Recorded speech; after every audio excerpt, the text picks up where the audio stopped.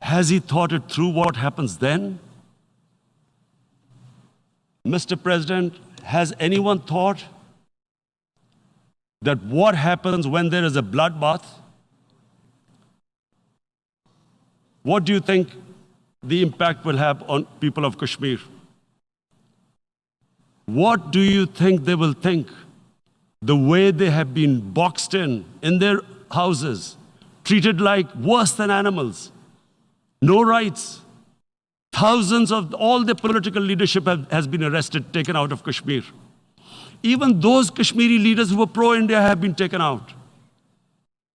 13,000 boys have been picked up and taken to God knows which destinations. So what do they think? What will the people of Kashmir do when they lift the curfew? They will be out in the streets. And what will these soldiers do? They will shoot them. They've already used pellet guns, blinded young boys. In the last 6 years, the 5 years, the oppression that has gone on in Kashmir. And so, Kashmiris will be further radicalized. Mr. President, there will be another Pulwama. And guess what? India will blame us.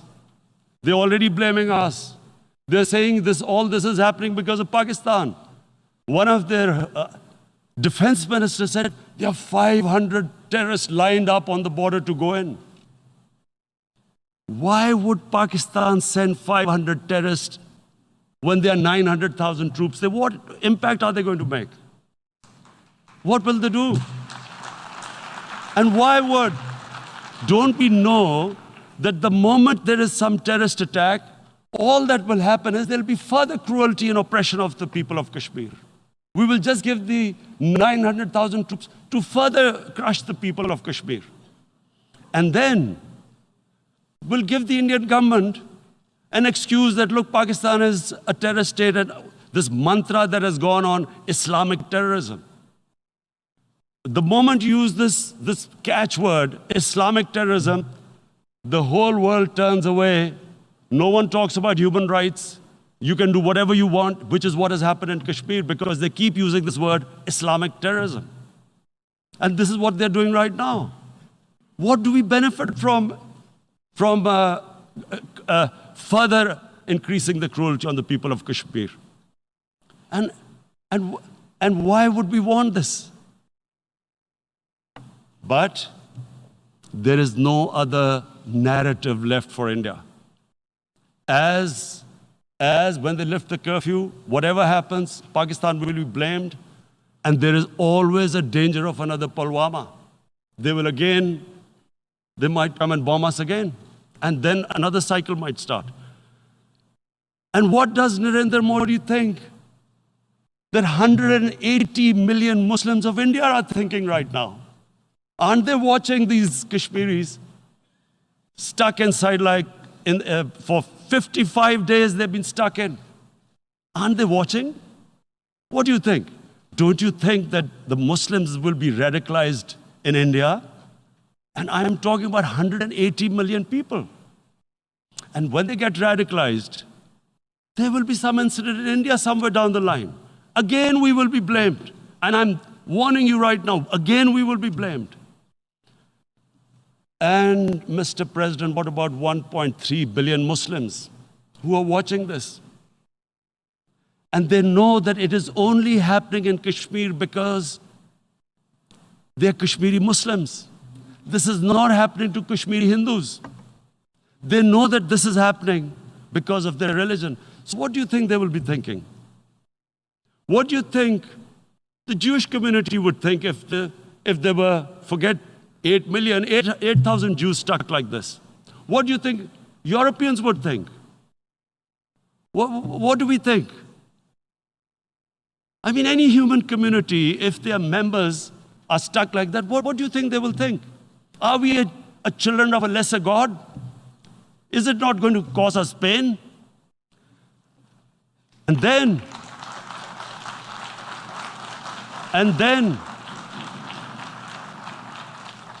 I'll tell you what will happen. People will, in the 1.3 billion Muslims, someone will pick up arms. I know we've been brought up with films, Western films. This good, decent guy doesn't get justice. He decides to pick up a gun and start seeking justice. There was a film made in New York, famous film called Death Wish. This guy gets mugged by and his family, his wife gets killed or something. He can't get justice. He picks up a gun and he goes around shooting muggers. And the whole cinema cheers him on. So what do you think the Muslims are thinking right now? If there is a bloodbath, there will be Muslims becoming radicals, not because of Islam, but because of what they will see, that there's no justice when it comes to Muslims. There were Rohingya Muslims, Myanmar, who are, God knows, almost 1 million people out, ethnic cleansing. What was the response of the world community? So what do you think will be the response of 1.3 billion Muslims? I picture myself. I'm in Kashmir. I've been locked up for 55 days. I have heard about, and there are rapes, Indian Army going into homes, soldiers. Would I want to live this humiliation? Would I want to live like that? I would pick up a gun.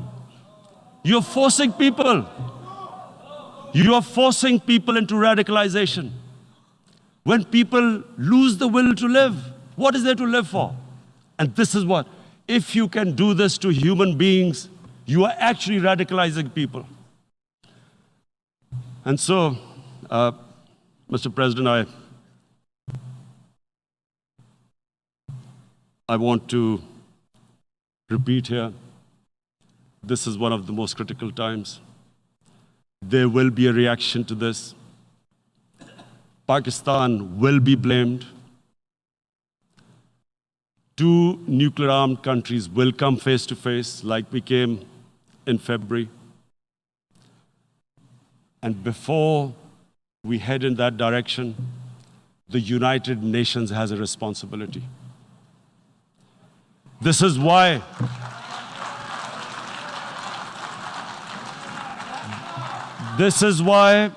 the United Nations came into being in 1945. You were supposed to stop this happening. I feel we are back to 1939, Munich. Czechoslovakia has been taken, annexed. What is the world community going to do? Is it going to appease a market of 1.2 billion, or is it going to stand up for justice and humanity?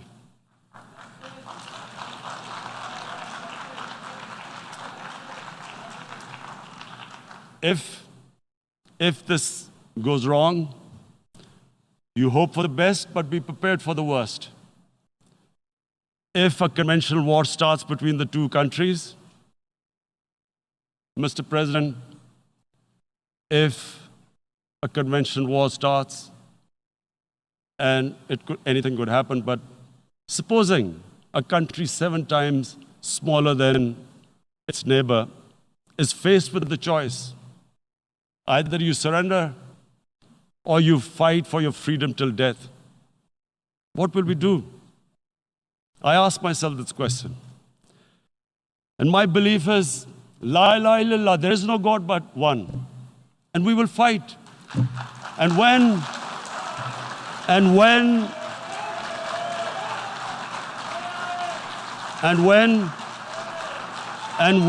a nuclear-armed country fights to the end, it will have consequences far beyond the borders. It will have consequences for the world, which is why I repeat I'm here.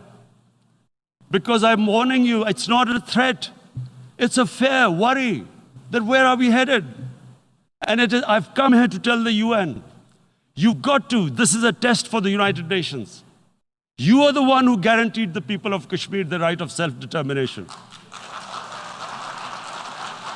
They are suffering because of that. And this is the time This is the time not to appease like in 1939 appeasement took place. This is the time to take action.